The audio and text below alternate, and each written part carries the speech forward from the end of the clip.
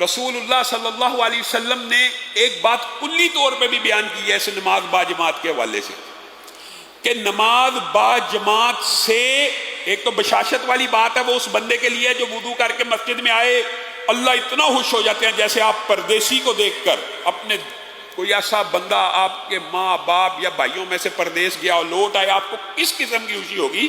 اللہ صرف آپ کو یہ بتلانا چاہتا ہے کہ میں ہر آمد کے اوپر اتنا خوش ہوتا ہوں۔ اور دوسری حدیث یہ جو ہے یہ ایک فرد کے بارے میں نہیں ہے، یہ پوری کی پوری جماعت کے بارے میں کہ اللہ رب العزت نماز با جماعت سے خوش ہوتے ہیں، اور ایک بندے کی جو نماز ہے یا دو بندوں کی جو انفرادی نماز ہے یا تین بندوں کی جو انفرادی نماز ہے یا چار بندوں کی جو انفرادی نماز ہے، اس سے با جماعت نماز افضل ہے۔ آپ نے یہ حدیث تو سنی ہوگی، کتنے درجے؟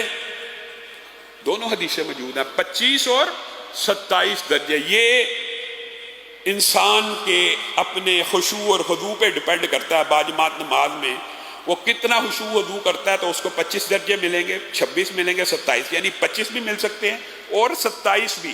اور دیگر محدثین کا یہی خیال ہے کہ جو بعد میں اضافہ ہوتا ہے ہمیشہ اعمال کے ثواب میں وہی راجع ہوتا ہے۔ لیکن موقف یہی درست ہے کہ ایک بندے نے ایک نماز پڑھی، ایک بندے نے ایک جماعت کے ساتھ پڑھی، اس کو کم از کم 25 درجے ثواب ملے گا، اور 27 درجے اس کے حساب سے خشوع اور خضوع کے اعتبار سے، یعنی منفرد آدمی کی نماز سے با جماعت نماز 27 درجے بہتر ہے۔ اور دیگر احادیث اس باب کی اگر اکٹھی کی جائیں تو 2 بندے، 4 بندے، 8 بندے، یہ صحیح حدیث ہے۔ پہلے میں آپ کے سامنے وہ حدیث رکھتا ہوں کہ جس میں رسول اللہ صلی اللہ علیہ وسلم نے فرمایا 2 بندوں کی جماعت ایک بندے سے ان کی انفرادی نماز سے بہتر ہے۔ 2 بندے اگر جماعت کے ساتھ نماز پڑھیں وہ انفرادی لوگوں کی جماعت سے بہتر ہے۔ 3 بندوں کی جماعت 2 بندوں سے بہتر ہے۔ 4 بندوں کی جماعت 3 بندوں سے بہتر ہے۔ مراد اس حدیث کا اگر مفہوم ٹرانسلیشن آپ سمجھیں تو اس حدیث سے یہ بات سمجھ آتی ہے کہ نمازیوں کی با جماعت نماز میں جتنی تعداد بڑھتی جائے گی اللہ رب العزت کو وہ نماز با جماعت زیادہ پسند آتی چلی جائے گی۔ اور یہ بات صحیح حدیث کے ان الفاظ سے ثابت ہے، اور محدثین نے اس کی یہی ٹرانسلیشن کی ہے۔ مثلا ایک جگہ 3 بندوں کی جماعت ہو رہی ہے، ایک جگہ 10 بندوں کی جماعت ہو رہی ہے، ایک جگہ 20 بندوں کی جماعت ہو رہی ہے، تو یہ بات راجح ہے جہاں پہ 20 بندوں کی جماعت ہو رہی ہے اس جماعت سے اللہ رب العزت 3 بندوں، 5 بندوں، 10 بندوں کی جماعت سے زیادہ خوش ہوتا ہے۔ تو یہاں محدثین نے ابواب بھی یہ باندھے ہیں کہ زیادہ نمازیوں والی مسجد میں نماز با جماعت کا ثواب زیادہ ہوتا ہے۔ زیادہ نمازیوں والی مسجد میں نماز با جماعت کا ثواب زیادہ ہوتا ہے، لیکن اس کا یہ مطلب نہیں ہے کہ جو مسجدیں آپ کے گھر کے قریب ہیں ان کو بے آباد کر دیا جائے۔ اگر وہاں پہ نیت یہ ہوگی کہ ان کی بھی آبادی رہے، ہو سکتا ہے اللہ تعالیٰ اس سے بھی زیادہ اجر و ثواب دے، لیکن یہ بات راجح ہے جس مسجد میں نمازیوں کی تعداد زیادہ ہوتی ہے اس میں جو نمازی آتا ہے اس سے اللہ رب العزت زیادہ خوش ہوتے ہیں۔ یعنی جتنی بڑی جماعت ہے اتنی زیادہ اللہ رب العزت کی خوشنودی ہے۔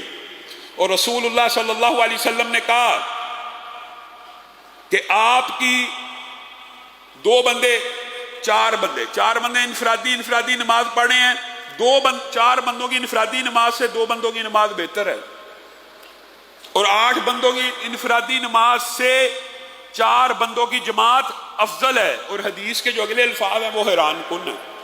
اور 8 بندوں کی جو جماعت ہے نا، صرف 8 بندوں کی، وہ 100 بندوں کی انفرادی نماز سے بہتر ہے۔ 100 بندوں، 8 بندوں کی نماز۔ اب ان احادیث کو اگر آپ غور کریں تو خانہ کعبہ میں اللہ تعالی ہم سب کو جانے کی توفیق عنایت فرمائے، یا مسجد النبوی میں آپ ذرا غور کریں، وہاں پہ ایک نماز خانہ کعبہ میں کتنی نمازوں کے برابر ہے؟ 1 لاکھ۔ اور اگر جماعت سے پڑھی جائے 27 لاکھ۔ اور وہاں پہ نمازیوں کی تعداد کتنی ہوتی ہے؟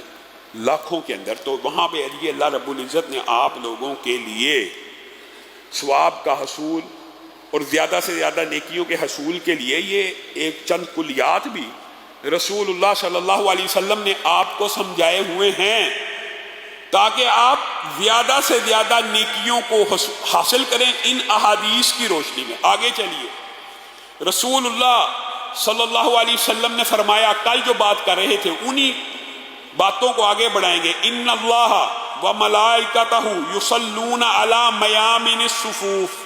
کل آپ نے آپ کو کہا پہلی صف کے اوپر بھی اللہ اور اس کے فرشتے درود بھیجتے ہیں، دوسری صف والوں کے اوپر بھی، ساری صفوں والوں کے اوپر بھی، تکبیر تحریمہ سے پہلے، تکبیر اولیٰ سے پہلے جتنی بھی نمازی آ جائیں گے ان سب کے اوپر بھی صفوف الاول کا اطلاق ہوتے ہوئے درود اللہ کا بھی اور فرشتوں کا بھی آئے گا۔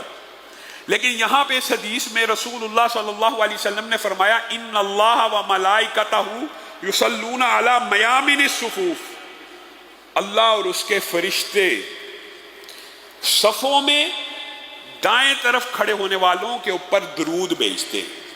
صحابہ جب بھی نمازوں کو باجماعت قائم کرتے تھے پہلے دائیں طرف کی صف مکمل ہوتی تھی ہمیشہ سے، اور اللہ کے فضل سے عام مسلمانوں کی مساجد میں بھی یہ روٹین ہے کہ پہلے دائیں طرف کے لوگ پورے ہوتے ہیں بعد میں۔ اور یہ جو دائیں طرف کا کے اوپر درود و سلام ہے، اس سے مراد یہ نہیں ہے کہ بائیں والا ان اجر و ثواب سے محروم رہ جائے گا جو کل آپ کے سامنے رکھے ہیں، وہ سارے اجر ثواب ملیں گے، لیکن ایک بندہ خصوصی اس نیت سے رسول اللہ کی اس حدیث پہ عمل کرتے ہوئے دائیں طرف کھڑا ہونے کی کوشش کرے گا تو اس کو یہ اضافی نیکی بھی ملے گی کہ اللہ اور اس کے فرشتے دائیں طرف کھڑے ہونے والوں کو درود بھیجتے ہیں۔ اور رسول اللہ صلی اللہ علیہ وسلم کی زندگی کے اندر تو یہ بات آپ کو خود بھی سمجھ آ جاتی ہے کہ صحابہ دائیں طرف کیوں کھڑا ہونا پسند کرتے تھے، آپ کے خیال میں کیوں کھڑا ہونا پسند کرتے تھے؟ کیونکہ رسول اللہ صلی اللہ علیہ وسلم سلام پہلے پھیرتے تھے دائیں طرف، تو صحابہ چاہتے تھے کہ ہم رسول اللہ کا چہرہ سب سے پہلے دیکھیں اور رسول اللہ صلی اللہ علیہ وسلم ہمارا چہرہ سب سے پہلے دیکھیں۔ تو رسول اللہ صلی اللہ علیہ وسلم مسکراتے ہوئے سلام پھیرتے تھے۔ ظاہر ہے جب انسان سلام صحیح طریقے سے پھیرتا ہے تو ظاہر ہے پیچھے بیٹھنے والے کچھ افراد کے چہرے انسان کو نظر آتے ہیں، اور صحابہ یہ بھی بیان کرتے ہیں بنیادی طور پہ رسول اللہ صلی اللہ علیہ وسلم کی عادت کا یہ حصہ تھا کہ رسول اللہ صلی اللہ علیہ وسلم ہر چیز کو دائیں طرف سے شروع کرنا پسند فرماتے تھے، حتیٰ کہ ایک شخص کو رسول اللہ صلی اللہ علیہ وسلم نے دیکھا الٹے ہاتھ سے کھا رہا ہے، رسول اللہ صلی اللہ علیہ وسلم نے کہا دائیں ہاتھ سے کھاؤ، پھر کہا دائیں ہاتھ سے کھاؤ، پھر کہا دائیں ہاتھ سے کھاؤ، کہتا میرے سے نہیں کھایا جاتا، میرے سے نہیں کھایا جاتا۔ رسول رحمت ہے، رحمت ہے۔ آپ کی زندگی میں بددعا کے ابواب بہت کم ہیں، لیکن یہاں پہ رسول اللہ کے حکم تقیدی کے باوجود بھی جب اس نے انکار کیا، یہ بات سمجھنے کی ضرورت ہے جب رسول اللہ کا حکم آ جائے، رسول اللہ کا حکم آ جائے اور بندہ ڈٹ جائے اور بندہ اڑ جائے کہ مجھ سے نہیں ہوتا، میرے فقہ میں نہیں ہے، یا میرے مسلک میں نہیں ہے، یا میری نیچر میں یہ بات نہیں آتی، میری عقل میں یہ بات نہیں آتی۔ یہ دیکھیں رسول اللہ صلی اللہ علیہ وسلم نے کتنے چھوٹے عمل کے بارے میں یہ الفاظ کیے ہیں۔ رسول اللہ کو جب اس نے کہا نا میرے سے نہیں کھایا جاتا، تو رسول اللہ نے کہا نہ کھایا جائے تیرے سے۔ اس شخص کا ہاتھ شل ہو گیا، مفلوج ہو گیا، ساری زندگی پھر اس ہاتھ سے کھا نہ سکا۔ ہم نے رسول اللہ صلی اللہ علیہ وسلم کے فرامین کو بہت معمولی سمجھا ہوا ہے، بڑا لائٹ لیا ہوا ہے۔ آپ کسی کو حدیث دکھا دیں گے نا یا رسول اللہ کا حکم بھی دکھا دیں گے، نہیں جی پہلا لفظ یہ ہوگا، نہیں جی ہمارے مولوی صاحب نہیں مانتے، ہمارے فقیہ نہیں مانتے، ہمارے امام نہیں مانتے، ہمارے باو ساری زندگی باو اجداد نے ایسے نمازیں پڑھی، ایسے کیا، آج ہم بدل جائیں، ہماری ساری پچھلی ضائع ہوگی۔ اور بھائی سنت کے مطابق ایک نماز بھی بخشش کو کافی ہے، اور بغیر سنت جتنی مرضی بندہ نمازیں پڑھتا رہے، پھر وہ حلاد بن رافع کی حدیث آپ بھول گئے، ارجع فصلی فإنک لم تصلی، لوٹ جا تو نے نماز نہیں پڑھی، لوٹ جا تو نے نماز نہیں پڑھی، لوٹ جا تو نے نماز نہیں پڑھی۔ وہ بار بار رسول اللہ کی بارگاہ میں آ رہے ہیں، رسول اللہ کہتے ہیں ایسے ایسے پڑھے گا سکون اطمینان اعتدال سے تو تیری نماز ہے، ورنہ تیری نماز نہیں ہے۔ اور یہ کسی مولوی کا فتویٰ نہیں ہے، حضرت حذیفہ بن یمان نے ایسے ہی ایک شخص کو نماز پڑھتے ہوئے دیکھا تھا، تو تیز نماز پڑھتا تھا، رکوع کیا، رکوع سے سر اٹھا لیا، سجدے میں چلا گیا، یعنی کمر کوسیدہ نہیں ہونے دیتا، اعتدال کی سنت پوری نہیں کرتا۔ حضرت حذیفہ نے کہا تھا منذ کم تصلی ہکذا، کتنے عرصے سے یہ نمازیں پڑھا؟ کہا 40 برس سے یہ نماز پڑھو۔ اذن ما صلیت الآن، حضرت حذیفہ کہہ رہے، مولوی نہیں کہہ رہا، صحابی رسول کہہ رہے ہیں، اور کس حدیث سے کہہ رہے ہیں؟ حلاد بن رافع والی حدیث سے۔ پھر میری بات سن لے، تو نے زندگی میں ایک نماز بھی نہیں پڑھی، اور اگر تو اس عالم میں دنیا سے چلا گیا تو مجھے خطرہ ہے تو غیر اسلام کے اوپر مرے گا۔ آپ اور میں جو جی چاہے کرتے رہے، رسول اللہ کا فرمان سن لیا، یہ عبادات ہے، عبادات صرف وہی قابل قبول ہیں جس طرح رسول اللہ صلی اللہ علیہ وسلم نے کی ہیں، جس وقت کی ہیں، جتنی مقدار میں کی ہیں، بس یہ کلی ہے۔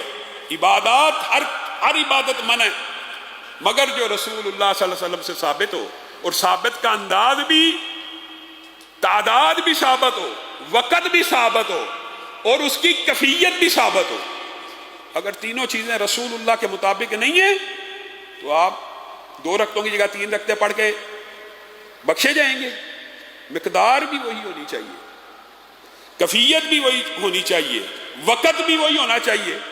وقت آیا ہی نہیں تو نماز پڑھ لی جائے، ابھی ہم فجر کی نماز پڑھ لیں ہو جائے گی، وقت بھی وہی ہونا چاہیے۔ تو میرے بھائیو، یہ جو ابواب ہے نماز باجماعت کے فضائل کے حوالے سے انشاءاللہ اپنی گزارشات کو آپ کے سامنے رکھیں گے۔ اللہ رب العزت جو کہا گیا، جو سنا گیا، اس کے اوپر عمل پیرا ہونے کی توفیق عنایت فرمائے۔ سبحان ربک رب العزت عما یصفون وسلام علی المرسلین والحمد للہ رب العالمین۔